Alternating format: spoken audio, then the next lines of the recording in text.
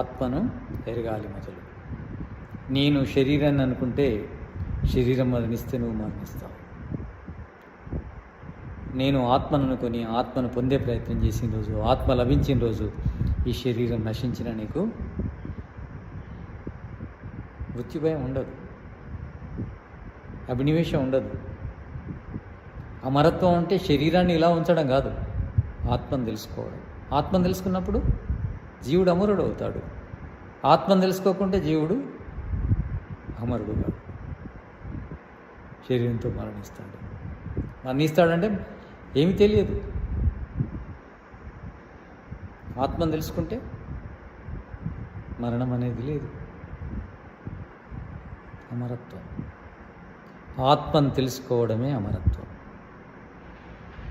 ఆత్మను తెలుసుకోవాలి.